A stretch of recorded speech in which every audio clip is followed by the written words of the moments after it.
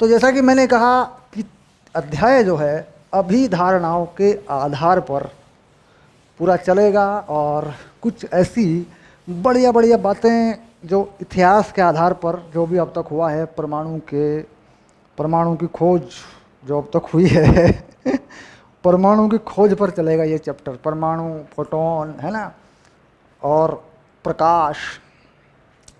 अध्याय 11, विकिरण तथा द्रव्य की द्वैत प्रकृति। चैप्टर का नाम लिख देता हूँ,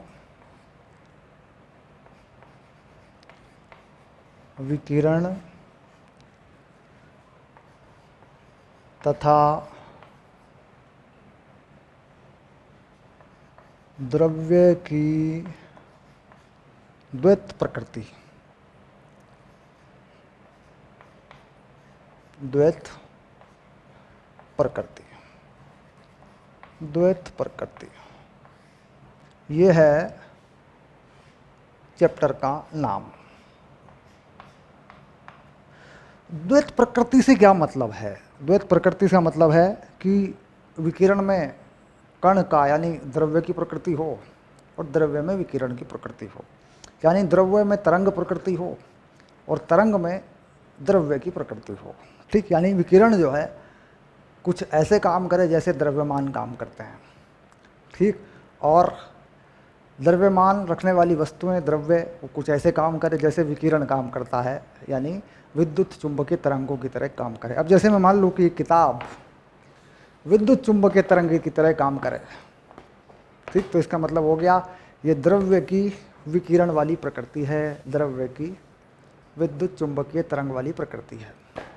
अब मैं मान लूँ कि ये प्रकाश जो है पड़ रहा है बल्ब से निकल कर इस बोर्ड पे पड़ रहा है, ये बोर्ड पे टक्कर मारे, बोर्ड पर एक बल आरोपित करे जैसे मेरा हाथ करता है, है ना, तो प्रकाश भी ऐसे ही करे, ठीक, इस पे बल आरोपित करे, एक दबाव डाले, दाब डाले इसके ऊपर, तो होगी विकिरण की द्रव्य प्रकृति। यानी द्रव्यमान के आधार पर जो गुण हैं, द्रव्यमान को बताने वाले जो गुण हैं वह है द्रव्य प्रकृति, और तरंग को बताने वाले जो गुण हैं वह है तरंग प्रकृति।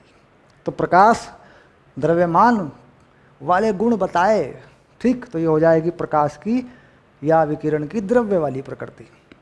और यदि द्रव्य तरंग बताए, जैसे मैं चलूं तो एक विद्युत चुंबकीय तरंग बन जाऊं, तो ये हो जाएगी मेरी तरंग प्रकृति। ठीक, क्योंकि द्रव्यमान अगर चले और तरंग बन जाए तो हो जाएगी तरंग प्रकृति। यानी कुल मिला के चाहे विकिरण हो, उसमें दोनों बातें हैं, उसमें द्रव्यमान भी है और उसमें तरंग भी है। चाहे कोई द्रव्य हो, कोई द्रव्यमान हो, उसमें द्रव्यमान तो है ही, उसमें तरंग भी है। ठीक, अब यहाँ पर बात शुरू होगी और हम शुरू करेंगे। मैंने कहा चूँकि ये बहुत ही बढ़िया चैप्टर है और यहाँ पर हम बात करेंगे भूमिका के बारे में 11:1 पर, और हम समझेंगे चीज़ों को। तो सबसे पहला हमारा जो हेडिंग है वो है भूमिका।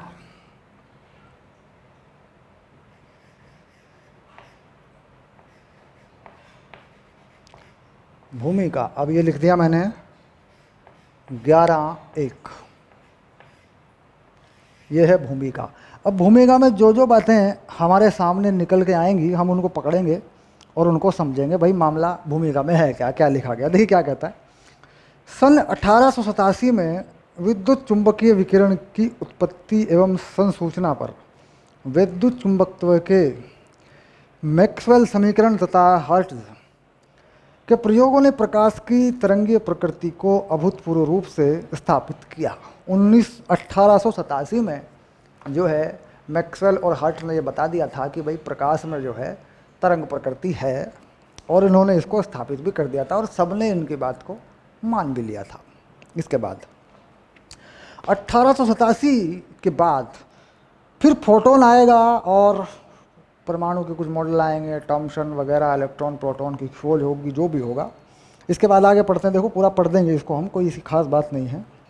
19वीं शताब्दी के अंतिम चरण में विसर्जन नलिका में गैसों में कम दाब पर विद्युत चालन, विद्युत विसर्जन पर प्रायोगिक अन्वेषणों से कई ऐतिहासिक खोजें हुई।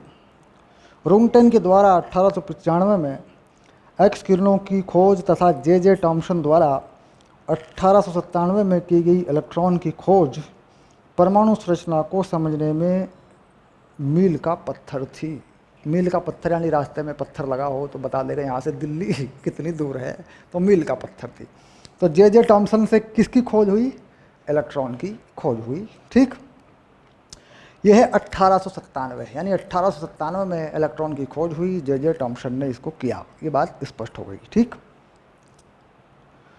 लगभग 0.001 मिलीमीटर पारे के स्तंभ के अत्यंत कम दाब पर यह पाया गया कि ऐसे दो इलेक्ट्रोडों के बीच जिनके द्वारा विसर्जन नलिका में गैस पर विद्युत क्षेत्र स्थापित किया जाता है, एक विसर्जन होता है। कैथोड के सम्मुख कांच पर प्रदीप्त उत्पन्न होती है।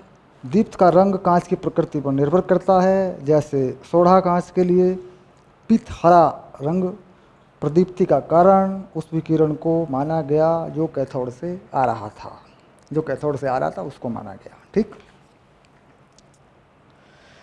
ये कैथोड किरणें 1870 में विलियम क्रूक्स के द्वारा खोजी गई, जिसने बाद में 1879 में यह सुझाया कि यह किरणें तीव्रता से चलने वाली ऋण आवेशी कणों की धारा से बनी हैं। ब्रिटिश भौतिक शास्त्री जे थॉमसन ने इस परिघटना की पुष्टि की। जे थॉमसन ने पहली बार विसर्जन नलिका के आर पार परस्पर लंबवत विद्युत क्षेत्र तथा चुंबकीय क्षेत्रों को स्थापित कर प्रायोगिक तार पर कैथोड किरण कणों के वेग तथा आपेक्षिक आवेश ज्ञात किया। यह पाया गया कि ये कण प्रकाश के वेग के लगभग 0.1 से लेकर लगभग 0.2 गुने से वेग से चलते हैं। वर्तमान में E/m का स्वीकृत मान 1.76 10⁻11 कूलाम पर किलोग्राम है। यह भी पाया गया कि आवेश बटे द्रव्यमान E/m यानी इलेक्ट्रॉन का आवेश और द्रव्यमान कैथोड विसर्जक के पदार्थ द्वारा अथवा धातु या विसर्जन नलिका में भारी गैस की प्रकृति पर निर्भर नहीं करता। इस प्रेक्षण में कैथोड किरण या कैथोड किरण कणों की सार्विकता को सुझाया, यानी इलेक्ट्रॉन को एक विसर्जन नलिका में एक विद्युत क्षेत्र लगाकर एक इलेक्ट्रॉन को कर लिया। ये चीज़ कैसे होती है मैं आपको बताऊं। मान लीजिए, समझ लें पहले, मान लीजिए ये कोई अणु है सपोज, या कोई परमाणु है। परमाणु ही मान लेता हूँ, चलो मैं, कोई खास बात नहीं है। मान लीजिए ये परमाणु है। इस परमाणु में यहाँ धनावेश है और इस परमाणु के चारों तरफ, क्योंकि हमें इसे समझना यार कैथोड किरण क्या बन गई और कैसे हुआ ये, यहाँ इलेक्ट्रॉन घूम रहे हैं। बहुत मोटी मोटी सी बातें को ज़्यादा दिमाग डालने की ज़रूरत नहीं है। इलेक्ट्रॉन घूम रहा है, मान लीजिए, हम जानते हैं कि परमाणु में नाभिक के चारों तरफ इलेक्ट्रॉन घूमते रहते हैं। अब मान लीजिए मैं इधर से एक बहुत ही ज़बरदस्त और मजबूत एक विद्युत आवेश लगा देता हूँ। इस प्लेट को मैं प्लस बना देता हूँ ऐसे, और इसको मैं माइनस बना देता हूँ। ये विसर्जन नलिका के अंदर की बात है, डिस्चार्ज ट्यूब। ठीक, कोई गैस भरी, किसी गैस से ऐसा कर दिया, एक गैस भरी बस जिसमें परमाणु थे, ऐसा कर दिया। अब इस इलेक्ट्रॉन पर क्या होगा? इस इलेक्ट्रॉन पर कौन सा बल लगेगा, इस पर कौन सा बल लगेगा? हम जानते हैं कि इस इलेक्ट्रॉन पर जो बल लगेगा वह बल इस दिशा में लगेगा। ये बल जो है इलेक्ट्रॉन पे लगेगा Fe, और प्रोटॉन पे बल इस दिशा में लगेगा, ये बल F प्रोटॉन पे लगेगा। देखो, तो इससे क्या होगा, ये इलेक्ट्रॉन और ये प्रोटॉन अलग अलग हो जाएंगे, यानी ये परमाणु आयन में बदल जाएगा। किस में बदल जाएगा? ये परमाणु आयन में बदल जाएगा। ठीक, और ये इलेक्ट्रॉन परमाणु से अलग हो जाएंगे, इधर को चलेंगे। तो देखा, तो इलेक्ट्रॉन निकल गए बाहर और इस प्लेट की तरफ बढ़ रहे हैं। बहुत अधिक विद्युत क्षेत्र लगाने पर ऐसा होगा। कितना विद्युत क्षेत्र लगेगा इसमें लगभग विद्युत क्षेत्र का मान 10⁻7 न्यूटन प्रति कूलम की कोटि का होता है। यानी 10⁻7 न्यूटन प्रति कूलम की कोटि या इससे अधिक विद्युत क्षेत्र सामान्यतः गैसों के परमाणुओं को आयनित कर देता है। इसे कहते हैं डिस्चार्ज होना, विसर्जन होना, आवेश का विसर्जन हो जाना। ठीक, तो ये जो चीज़ होती है, इसकी वजह से ये डिस्चार्ज ट्यूब के अंदर या कांच की ट्यूब के अंदर, जिसमें पहले निर्वात किया गया, फिर कोई गैस भरी गई, फिर उस गैस में से ये सब किया गया, गैस के परमाणुओं से किया गया। तो ये होता है विसर्जन नलिका में। अब मान लीजिए विसर्जन नलिका का हिस्सा है जो मैंने बनाया और इस पर विद्युत क्षेत्र लगाया। ये दोनों प्लेटें हैं, ये प्लेट बना ली, मान लो मैंने कार्बन की प्लेट है, कार्बन के इलेक्ट्रोड हैं, कार्बन के इलेक्ट्रोड हैं, तो उनको आवेश दे दिया। इस आवेश को देने का तरीका क्या है? बाहर से हमने एक बैटरी लगा ली ऐसे, और इस बैटरी से एक विभव दे करके,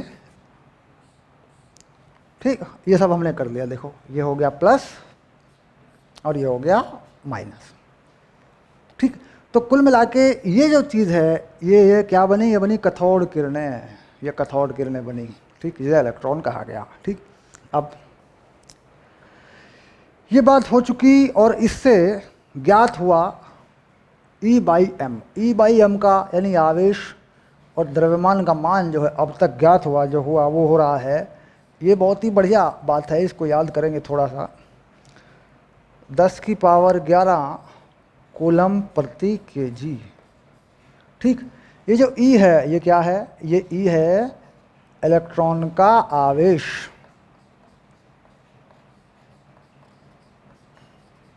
और ये m है इलेक्ट्रॉन का द्रव्यमान। E/m जो है ज्ञात हुआ। E/m ज्ञात हो जाता है क्योंकि हम जानते हैं जो बल होता है वो होता है मास इनटू एक्सेलरेशन। ये बात होती है, देखो मान लीजिए यहाँ कोई विद्युत क्षेत्र है, तो हम देख रहे हैं कि विद्युत क्षेत्र इधर को जाएगा, तो इलेक्ट्रॉन पर जो बल होगा, इलेक्ट्रॉन पे बल होगा, बल क्या होता है, जरा जाएं वापस जाएं और इस फंडे को बिल्कुल क्लियर करें, बस बल होता है QE, विद्युत क्षेत्र और आवेश।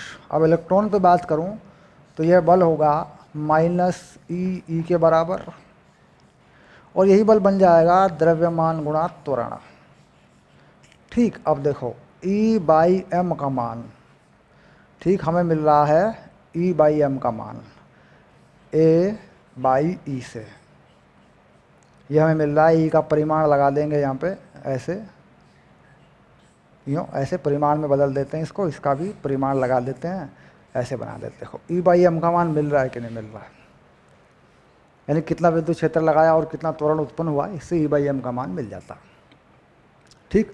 एक तरीका और भी होता है, Millikan's oil drop method. Millikan's में एक तेल की बूंद को जिसमें कुछ आवेश है गुरुत्वात्वरण पे लटका देते हैं, यानी अगर मान लीजिए मैं किसी आवेश को या एक इलेक्ट्रॉन को यहाँ रख दूँ ऐसे, और इस पर विद्युत बल ऊपर को लगा दूँ E, और इस पर भार नीचे को लगा दूँ mg, और इन्हें दोबारा दोनों को बैलेंस कर दूँ, ये इलेक्ट्रॉन टंगा रहे हवा में, तो बल संतुलन में आ गए। तो कुल मिला के यहाँ से भी मुझे E/mg, इससे मुझे E/m का मान मिल जाता है, बड़ी आसानी से मिल जाता है। ये होता है G/E। देखो मैंने कितना विद्युत क्षेत्र लगाया ये मुझे पता होना चाहिए, ये लगा दिया देखो, तो E/m का मान मुझे यहाँ से भी मिल जाता है, दोनों तरीक़ों से मिल जाता है, ठीक है। तो कुल मिला के E/m का मान निकाल लिया और विसर्जन नलिका में एक कांच के ट्यूब में आयनित कर लिया, और ये किरणें जो है कैथोड किरणें बन गई, ठीक। अब इसके बाद आगे लगभग उसी समय 1887 में यह पाया गया कि जब कुछ निश्चित धातुओं को पराबैंगनी प्रकाश द्वारा किरणित करते हैं तो कम वेग वाले ऋण आवेशित कण उत्सर्जन होते हैं, कम वेग वाले आवेशित कण उत्सर्जित होते हैं। इस प्रकार जब कुछ निश्चित धातुओं को उच्च ताप तक गर्म किया जाता तो यह ऋण आवेशित कण उत्सर्जित करते हैं। इन कणों के लिए E/m का मान उतना ही पाया गया जितना कि कैथोड किरणों का था। इस प्रकार इन प्रेक्षणों ने यह स्थापित कर दिया कि ये सभी कण यद्यपि भिन्न दिशाओं में उत्पन्न हुए थे, प्रकृति में समान थे। जे थॉम्सन ने 1897 में इन कणों को इलेक्ट्रॉन नाम दिया और सुझाया कि ये द्रव्य के मौलिक सार्वत्रिक अवयव हैं, यानी इलेक्ट्रॉन मौलिक कण है, ये बता दिया। गैसों में विद्युत के संवहन पर उनके सैद्धांतिक तथा प्रायोगिक परीक्षणों के द्वारा इलेक्ट्रॉन की इस युगांतकारी खोज के लिए उन्हें 1906 में नोबेल पुरस्कार दिया गया। 1913 में अमेरिकी भौतिक वैज्ञानिक R.A. मिलिकन ने इलेक्ट्रॉन पर आवेश के परिशुद्ध मापन के लिए तेल की बूंद का पथ प्रदर्शक प्रयोग किया। ये जो मैं बता रहा था तेल की बूंद का, जिसमें आवेश है, ये मिलिकन्स वाला है, और उन्होंने भी E/m का मान निकाल दिया। यहाँ दो बातें इन्होंने कही, दो तरीक़ों से इन्होंने बताया कि जो कण हैं कहाँ कहाँ से मिलते हैं वो, तो ये बताता हूँ कैसे ये चीज़ हुई।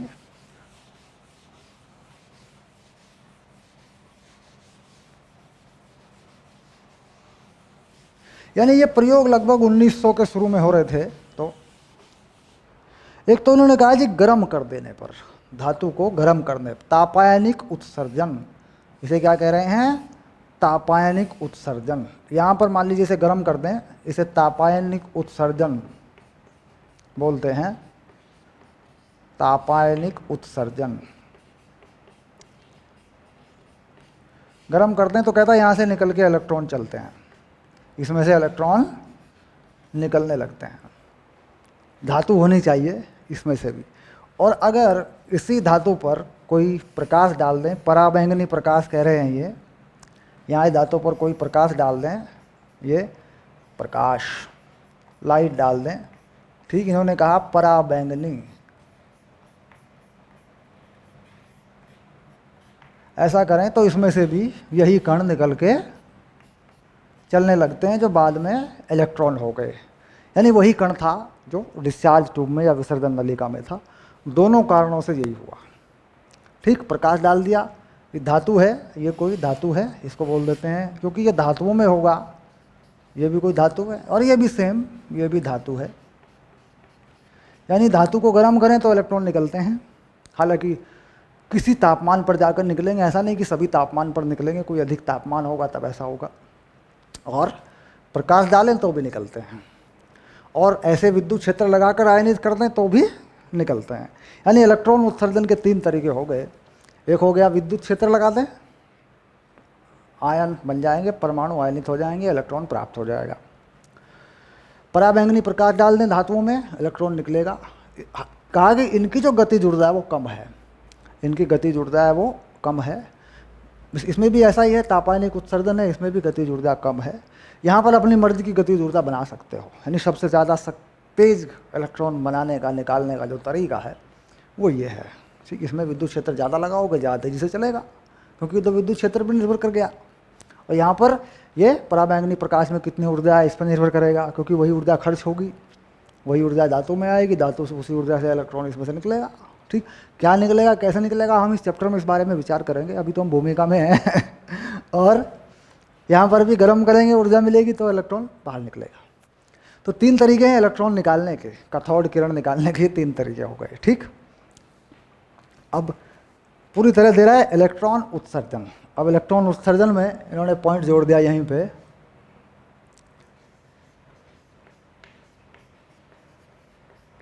इलेक्ट्रॉन उत्सर्जन,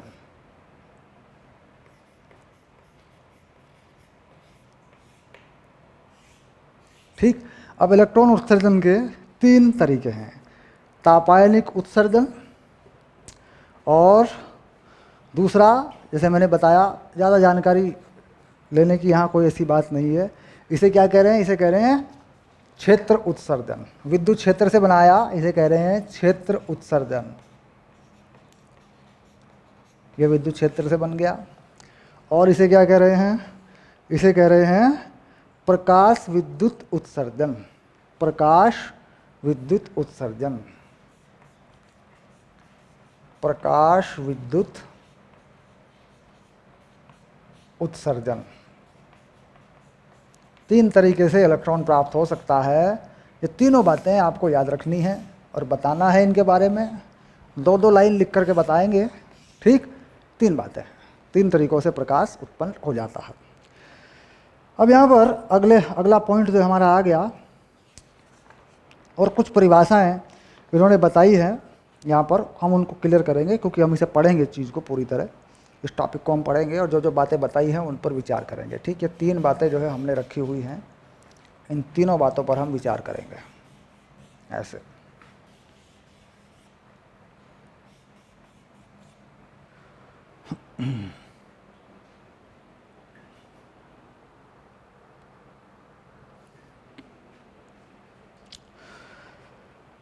पढ़ते हैं 11.2 में, ये जो है ये पॉइंट है हमारा, ये है 11.2, इसको पढ़ते हैं, ठीक। हम जानते हैं कि धातुओं में मुक्त इलेक्ट्रॉन ऋण आवेशित कण होते हैं जो उनकी चालकता के लिए उत्तरदायी होते हैं। यानी जो चालकता है, जिससे करंट पास होता है करंट यानी विद्युत धारा बनती है, उसके लिए जो जिम्मेदार होते हैं इलेक्ट्रॉन। तथापि मुक्त इलेक्ट्रॉन सामान्यतः धातु पृष्ठ के बाहर नहीं निकल सकते। मुक्त इलेक्ट्रॉन फिर भी धातु के बाहर नहीं निकल सकते। हालांकि मुक्त हैं, धातु के अंदर घूम रहे हैं, लेकिन बाहर नहीं निकल सकते अपने आप। ठीक, यदि इलेक्ट्रॉन धातु से बाहर आते हैं तो उसका पृष्ठ धन आवेश प्राप्त कर लेता है। अगर वह इलेक्ट्रॉन धातु से बाहर आ जाएं तो पृष्ठ में आवेश कैसा होगा? धन आवेश होगा। ये क्यों होगा? क्योंकि इलेक्ट्रॉन और प्रोटॉन पर आवेश बराबर होता है और कुल आवेश या नेट आवेश शून्य हुआ रहता है। अगर इलेक्ट्रॉन बाहर आ जाएगा तो वो जो धन आवेश है प्रोटॉन पे वो दिखाई दे जाएगा। कुल मिला के आयन बन जाएंगे पृष्ठ में, अगर इलेक्ट्रॉन बाहर आ जाता है पृष्ठ से। तो कुल मिला के अगर धातु के पृष्ठ से इलेक्ट्रॉन बाहर आता है तो यहाँ पॉजिटिव आयन बन जाता है। ठीक, और इलेक्ट्रॉनों को वापस धातु पर आकर्षित कर लेता है। तो इसका मतलब यह वापस इन इलेक्ट्रॉनों को वापस खींच लेता है। यानी इसका मतलब ये हो गया कि पृष्ठ में इलेक्ट्रॉन उछल कूद कर सकते हैं। पृष्ठ में आते हैं आवेश फिर खींच लेता है, पृष्ठ में आते हैं आवेश फिर। कुल मिला के पृष्ठ से बाहर नहीं जा सकते, क्योंकि यह जो प्रोटॉन या नाभिक पर धन आवेश है यह उन्हें पकड़े रहता है। वो चल तो सकते हैं लेकिन पूरी तरह बाहर नहीं आ सकते। ठीक, इस प्रकार मुक्त इलेक्ट्रॉन धातु के भीतर आयनों के आकर्षण बलों के द्वारा रोक कर रखे गए होते हैं। परिणाम स्वरूप सिर्फ वे इलेक्ट्रॉन जिसकी ऊर्जा इस आकर्षण को अभिभूत कर सके धातु पृष्ठ से बाहर आ पाते हैं। यानी वही इलेक्ट्रॉन धातु पृष्ठ से बाहर आ जाते हैं जो इस आकर्षण को तोड़ सकें, इसे अभिभूत कर सकें। यानी ये जो आकर्षण बल इलेक्ट्रॉन में और प्रोटॉन में लगा है, जो इसे तोड़ देगा वो बाहर आ जाएगा, इसे अभिभूत कर देगा वो बाहर आ जाएगा। ठीक, अतः इलेक्ट्रॉनों को धातु पृष्ठ से बाहर निकालने के लिए एक निश्चित न्यूनतम ऊर्जा की आवश्यकता होती है। यानी धातु पृष्ठ से इलेक्ट्रॉनों को बाहर निकालना है तो यहाँ पर एक ऊर्जा की ज़रूरत पड़ेगी। ठीक, क्यों? क्योंकि प्रोटॉन के साथ इसका आकर्षण है, नाभिक के साथ इसका आकर्षण है। इसको निकालना है तो उस आकर्षण बल से इसे मुक्त कराना पड़ेगा, तो कुछ ऊर्जा इसको देनी पड़ेगी। इस न्यूनतम ऊर्जा को धातु का कार्यफलन कहते हैं। ठीक, यानी धातु पृष्ठ से इलेक्ट्रॉनों को बाहर निकालने के लिए जो ऊर्जा की आवश्यकता होती है उसे कहते हैं धातु का कार्यफलन। तो कार्यफलन की बात आ गई। देखो, कार्यफलन प्रतीक लिख रहे हैं इसका फाई नॉट।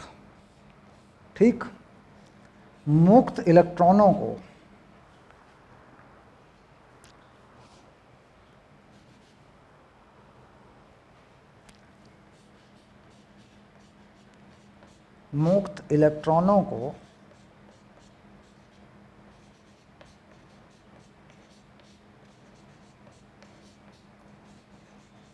धातु पृष्ठ से पूर्णतया बाहर निकालने के लिए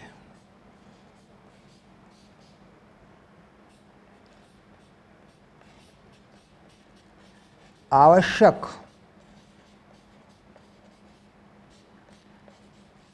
ऊर्जा को धातु का कार्यफलन कहते हैं।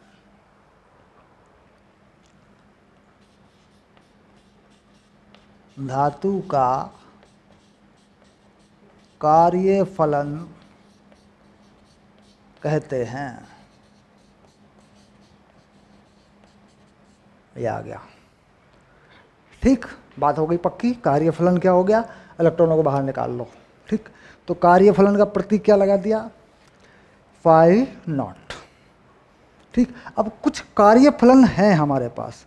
सीजियम का न्यूनतम, सीजियम में से मान लीजिए हम जो है इलेक्ट्रॉन निकालना चाहते हैं तो इसके लिए आ जाएगा 2.14 इलेक्ट्रॉन वोल्ट। और प्लेटिनम में से कार्य अगर निकालना चाहते हैं इलेक्ट्रॉन को तो आएगा 5.65 इलेक्ट्रॉन वोल्ट। यानी ज़्यादा एनर्जी देनी पड़ेगी। प्लेटिनम में से इलेक्ट्रॉन निकालना मुश्किल है और ये कह रहे हैं सीजियम में से इलेक्ट्रॉन निकालना आसान है, जबकि ये दोनों ही पहले ग्रुप के एलिमेंट हैं। यानी जैसे सोडियम, पोटेशियम है ना, उसके बाद सीजियम, फिर उसके बाद प्लेटिनम, एक्टिनियम, इस तरीके से ये पहले वाले ग्रुप के प्लेटिनम का तो कन्फर्म नहीं, सीजियम तो मुझे याद है कि पहले ग्रुप का है, प्लेटिनम भी शायद उसी में होगा, धातु हैं दोनों, क्योंकि तो सारणी का मामला है।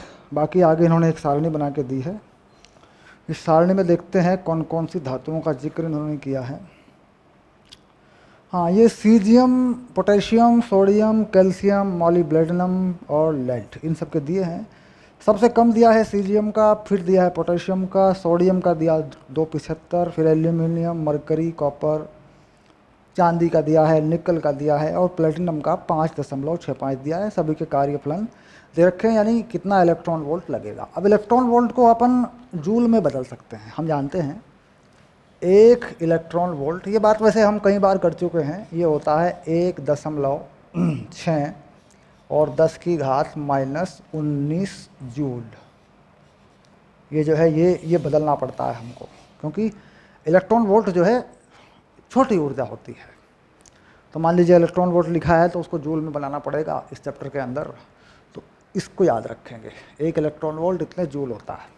ठीक, तो हमने समझ लिया कार्यफलन क्या चीज़ है, इलेक्ट्रॉन को मुक्त कराने में, निकालने में जो ऊर्जा चाहिए वो।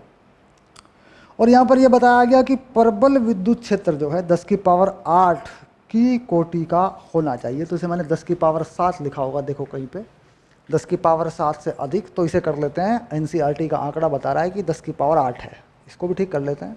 10 की पावर 7 भी है, 10 की पावर 8 भी है, कोई बात नहीं, आप 8 कर लो इसको, यानी 10 की पावर 8 न्यूटन प्रति कूलम या वोल्ट प्रति मीटर का आप विद्युत क्षेत्र या इससे अधिक देंगे तो आयन जो है वह उत्पन्न होंगे, यानी परमाणु आयनों में बदलेंगे, इलेक्ट्रॉन मुक्त हो जाएंगे, ये बात भी आ गई है। ठीक,